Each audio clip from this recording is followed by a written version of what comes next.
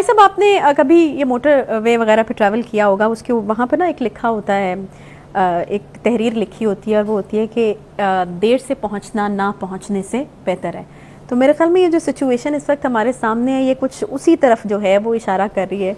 मतलब वो बहुत सारी कहावतें फिर कही जा सकती हैं कि बहुत देर की मेहरबान आते आते, लेकिन फिर वही वाली बात है कि ना पहुंचने से तो बेहतर है। तो 21 अक्टूबर को फाइनली जो है वो मियां नवाज शरीफ साहब पाकिस्तान पहुंचेंगे, क्या तासुरात हैं आपके इस पे?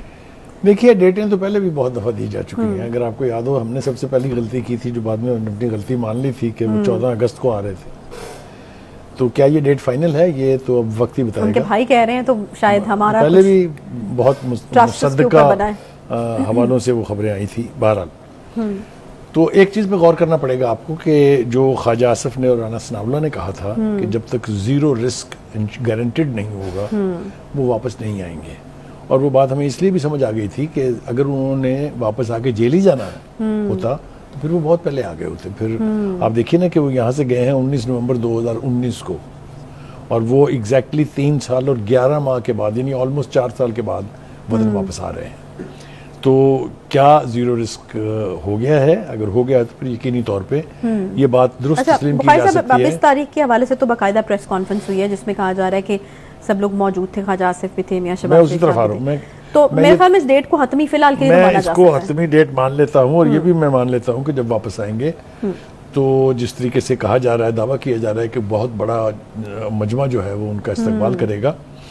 2-3-4 बातें इस हवाले से भी करने की। पहले ख्याल ये था कि वो शायद जद्दा से इस्लामाबाद आएंगे, लेकिन अब वेन्यू बदल गया है, अब वो लाहौर वापस आ रहे हैं जो उनकी होम बेस है। ठीक है।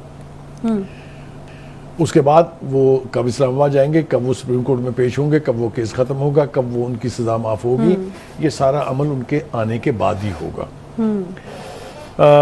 ये भी मैं मान लेता हूँ कि 21 अक्टूबर को जब वो तशरीफ लाएंगे तो उसके साथ ही एक तरह से नून लीग की इलेक्शन कैंपेन का आगाज हो जाएगा, क्योंकि वक्त ही फिर उसके बाद कम है। ये भी मैं बिल्कुल मानने के लिए तैयार हूँ। लेकिन थोड़ा सा अगर हम हिस्ट्री की तरफ जाएं तो आपको याद होगा कि 14 मई 2006 को मिसाक जमहूरियत साइन किया था उस वक्त नवाज शरीफ साहब ने और बेनज़ीर भुट्टो साहिबा ने, और उसके अंदर जो नकात पर इत्तफाक हुआ था उसके तहत 2 हुकूमतें बनी थी, एक 2008 में और दूसरी 2013 में। लेकिन अब चूंकि मंजर के ऊपर बिलावल साहब तशरीफ ले आए हैं और वो उस मिसाक का हिस्सा नहीं थे, इसलिए अब ये तवक्को रखना कि उसी मिसाक के तहत ये दोनों जमातें अपना इंतखाबी मुहिम को कंडक्ट करेंगी, ये मेरा ख्याल है बड़ी दस्तयास है। मुझे लगता है कि नई राहें इख्तियार की जाएंगी, नए तौर तरीके इस्तेमाल किए जाएंगे। सही। जो सबसे इम्पोर्टेंट बात है वो ये है कि जो आला सतह का इजलास इस वक्त हुआ है लंदन में, जिसमें सलमान शहबाज साहब थे, शहबाज शरीफ साहब थे, हसन नवाज थे, ख्वाजा मोहम्मद आसिफ वगैरह, सारी पार्टी की टॉप लीडरशिप वहाँ थी। उसमें 2-3 अहम बातें जो है, एक तो ये कि उनकी वापसी के ऊपर बातचीत हुई कि कैसे जाएंगे, किस तरीके से जाएंगे वो, और दूसरा अहम बात ये थी कि जो पीपल्स पार्टी का आज कल अंदाज कह लीजिए या मौक़िफ़ कह लीजिए, वो भी ज़ेरे गौर आया है कि उनकी जो इलेक्शन के हवाले से स्ट्रेटजी है उसको किस तरह से काउंटर किया जाए, कि ये भी सोचा है। क्योंकि इस वक्त ऐसा लग रहा है बुखारी साहब कि अगर 21 अक्टूबर को भरपूर इंतखाबी मुहिम शुरू होनी है तो अभी तक मुस्लिम लीग नून ने सब चीज़ें होल्ड पे रखी हुई हैं। मरीम नवाज साहिब आपको नज़र नहीं आ रही, जिनके हवाले से कहा जाता है जी वो क्राउड पुलर हैं, अच्छा बोलती हैं, मजमे को अट्रैक्ट करती हैं। बिलावल साहब तो अब हमें नज़र आ रहे हैं कि वो मौजूद हैं और स्टेटमेंट, मेरे ख्याल से उन्होंने सूरत का सही फ़ायदा उठाया है और बड़े वक्त से उन्होंने अपनी इलेक्शन कैंपेन पार्टी की जो है वो शुरू कर दी है। जरदारी साहब भी लाहौर पहुंचा ही चाहते हैं, और आपको पता है लाहौर में जरदारी साहब आए अगर तो काफ़ी हंगामा, तो कुछ करके जाते हैं। हाँ, कुछ ना कुछ करने के वो मास्टर हैं। सही। तो यकीनी तौर पे नून लीग के हलकों में और नून लीग की लीडरशिप में ये परेशानी ज़रूर मौजूद है कि पीपल्स पार्टी किस तरह की सियासत अब करेगी, किस तरह की इंतखाबी मुहिम जो है वो चलाएगी। दूसरी बात यह कि आपने दुरुस्त कहा कि नवाज शरीफ साहब तो वापस आ जाएंगे, सब कुछ शुरू हो जाएगा। इस वक्त जो है PMLN की लीडरशिप कहाँ है? मरीम नवाज साहिबा क्या कर रही हैं? क्या ये वक्त नहीं है कि वो भी अपने अपने हलकों में जाएं, लोगों के साथ, अपने वोटर्स के साथ वो इंटरेक्ट करें? कब होगा ये? क्या इसका फैसला भी 21 अक्टूबर को होगा? इसका मतलब ये कि एक और महीना ज़ाया हो जाएगा। आपने होल्ड पे रखी हुई है तब तक, आपने हर चीज़ जो है वो होल्ड पे रखी हुई है। दूसरी बात यह कि ये भी बड़ा इंपॉर्टेंट है कि ये भी तय होना है कि आइंदा इंतखाबात के दौरान, इंतखाबात के लिए और इंतखाबात के बाद शहबाज शरीफ साहब का रोल क्या होगा। अगर इलेक्शन कैंपेन को नवाज शरीफ साहब ने लीड करना है तो छोटे भाई साहब क्या करेंगे? वो वापस वहीं आ जाएंगे क्या? क्योंकि देखिए पार्टी जो है वो भी वही नवाज शरीफ की है, वोट बैंक भी नवाज शरीफ का है, इसमें तो कोई दो राय नहीं है। तो फिर इनके जिम्मे क्या रोल लगेगा? तो मोस्ट प्रोबेबली इनके जिम्मे वही पंजाब की सियासत हो सकती है जो कि वो पहले करते हैं। नहीं, मेरे ख्याल से इनके जिम्मे वही लगेगा। ये एक लिंक पिन रहे हैं between the military establishment and the party, तो वो रोल उनको सूट भी करता है और उस रोल की वजह से वो चाहते भी हैं उनके। तो मेरे ख्याल से कम्युनिकेशन के लिए शायद वो रास्ता इख्तियार आपने तो उनको मैसेंजर बना दिया। हमारे साबिक वज़ीर-ए-आज़म बुखारी साहब क्या करते हैं? बस वो जो भाई के लिए वो हर कुर्बानी देने के लिए तैयार रहते हैं। बड़ी अच्छी बात है, ये तो पॉजिटिव बात है। देखें, दूसरी बात ये है कि युद्ध तो पड़ेगा, इसमें तो कोई शुबा नहीं है कि Punjab will be the main focus of which party performs better in Punjab. चाहे वो, और मैं इसमें शामिल करना चाहता हूँ, मैंने अभी तक रूल आउट नहीं किया है पीटीआई को। अच्छा, देखिए पीटीआई के धड़े जरूर बन गए हैं, लेकिन उनके बारे में भी लोगों के जहनों में सवालिया निशान है। ठीक है, क्या पीटीआई को as a party totally eliminate करने का फैसला है तो किसका फैसला है और कैसे किया जाएगा? अदालतों में उनकी लीडरशिप को तो आप घसीट सकते हैं, लेकिन जिसका जिक्र मैंने शुरू के पहले सेगमेंट में किया कि जो उनका वोटर है उसका आप क्या करेंगे?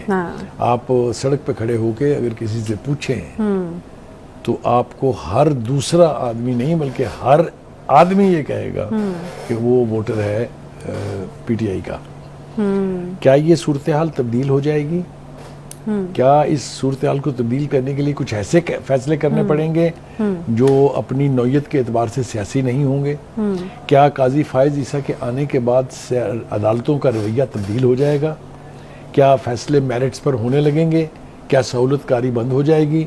ये सारी चीज़ें जो हैं इनके जवाब चाहिए, तभी आप फैसला कर सकते हैं कि आने वाले दिनों में सियासत क्या रुख इख्तियार करेगी। ये मेरे ख्याल में अगले आने वाले प्रोग्राम्स में आहिस्ता आहिस्ता आप हमें देते मेरे ख्याल से ये चीज़ें थोड़ी क्लियर होंगी। ज़्यादा देर इंतजार नहीं करना पड़ेगा, ये चीज़ें अब हर गुजरते दिन के साथ साथ अनफोल्ड होती जाएंगी और लोगों को भी समझ आती जाएगी, एंड ऑफ कोर्स हम भी समझने की कोशिश करेंगे कि ये तब्दीली हमें किस तरफ लेके जाएगी। अच्छा, मेरा ख्याल है कि ये जो अभी जिस तरह से आपने बयान किया, पीटीआई का फैक्टर वो फैक्टर है जो कि मेरे ख्याल में सरप्राइज की सूरत में मुख्तलिफ पार्टीज को मिल सकता है। मतलब आपको अभी नहीं पता कि किस हद तक जो है चीज़ें जो हैं, अगर फॉर इंस्टेंस पीटीआई को उस तरह से इलेक्शन लड़ने दिया जाए और उसके बाद फिर वोटर जिस तरह आप कह रहे हैं वो वोट डालने उसको, तो फिर ये दूसरी पार्टी के लिए खतरनाक सिचुएशन हो जाए। मेरे ख्याल से जो सियासी जमातें इस वक्त फील्ड में हैं उनको ये ज़रूर सोचना चाहिए कि चूंकि 16 महीने की उनकी इत्तेहादी हुकूमत ने कोई मसला हल करके नहीं दिया।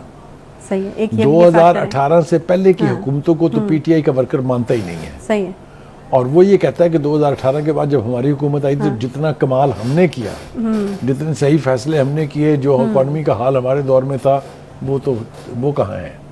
तो वो कंपैरेटिव्स में जाने के लिए 2018 से पीछे जाना नहीं चाहते। And in a way PTI की कैंपेन भी शुरू हो चुकी है। बुखारी साहब, हमारे यहाँ ये माना जाता है कि जब लीडर जेल के अंदर होता है ना, तो उसकी पॉपुलैरिटी जो है वो बढ़ती है, या लोगों का एक इमोशन जो है वो जुड़ता है उसके साथ। तो इन अ वे पीटीआई की कैंपेन चल रही है। देखिए, मैंने तो आपसे पहले कहा, अंदर बैठ के चला रहे हैं। मैंने तो ये तस्लीम किया, यानी भारी दिल से तो मैं नहीं कह सकता, लेकिन बहरहाल मैंने ये तस्लीम किया कि महंगाई के जिनकी वजह से पीटीआई का वोटर अभी तक इंटैक्ट है। ये क्या ऐसा करेंगे कि वो वोटर जो है वो इनकी तरफ माइल हो? ये मेरे ख्याल से आने वाले दिनों में हमें इंतजार करना पड़ेगा। आने वाले दिनों में हमें पता लगेगा कि क्या। वैसे जब इस तरह की सिचुएशन होती है तो बुखारी साहब, पहले जो पार्टीज मौजूद होती हैं वो तो होती हैं, उनके ऊपर उस तरीके से वो वाला जो वोटर होता है वो डाइवर्ट नहीं होता। क्या फिर आपको एक अच्छा मुतबादिल देना पड़ता है, जो कि अभी फिलहाल तो नजर नहीं आ रहा? देखिए, मैं इस हवाले से इतना जरूर कहूंगा कि अगर नवाज शरीफ साहब फील्ड में वापस आ जाते हैं और उनको इजाज़त दी जाती है कि वो अपना वक्त जेल में सर्व करने के बजाय इलेक्शनियरिंग करें, तो ज़मीनी हकायक बहुत सुरत के साथ तब्दील होंगे।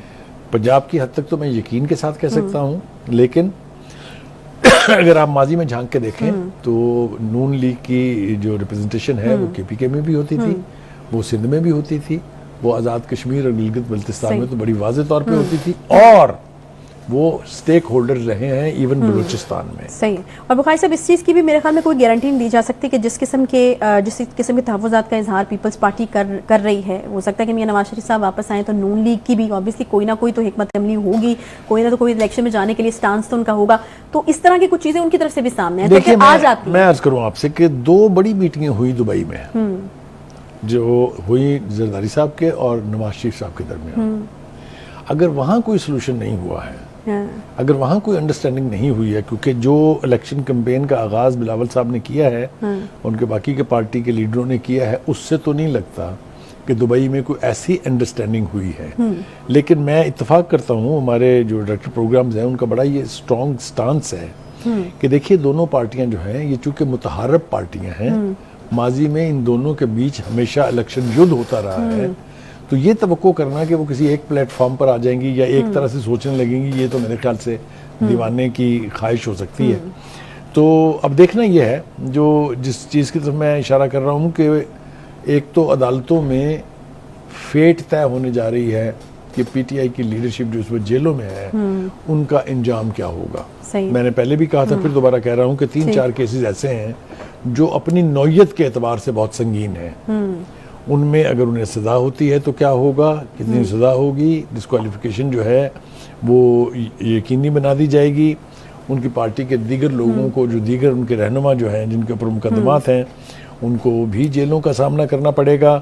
तो इस सूरत हाल, अगर ये सूरत हाल ये टिल्ट लेती है तो फिर ज़मीनी हक़ाइक़ बदल जाएंगे। सही, फिर पीपल्स पार्टी और नून लीग 2 बड़ी पार्टियां रह जाएंगी जिनको ये इलेक्शन लड़ना हो। सभी कुछ भी जो है वो वाज़ेह तौर पर कहा नहीं जा सकता, क्योंकि बहुत सारी इंपॉर्टेंट चीज़ें हैं जिन्होंने अनफोल्ड होना है, और उनकी अनफोल्ड हुए बगैर सिचुएशन की असेसमेंट जो है वो थोड़ी ज़रा मुश्किल है। मेरे ख्याल में उसके लिए वक्त जो है वो दरकार है, और जैसे जैसे गुजरेगा तो चीज़ें जो हैं वो क्लियर होती। YouTube पर गूगली न्यूज देखने के लिए youtube.com की सर्च बार में गूगली न्यूज टीवी टाइप करें। गूगली न्यूज के पेज पर सुर्ख रंग के सब्सक्रिप्शन वाले बटन पर क्लिक करना ना भूलिए। YouTube पेज पर अपलोड होने वाली वीडियोस से बाखबर रहने के लिए बेल आइकन पर क्लिक कीजिए। आपको हर नई वीडियो के बारे में नोटिफिकेशन मौसूल हो जाएगा।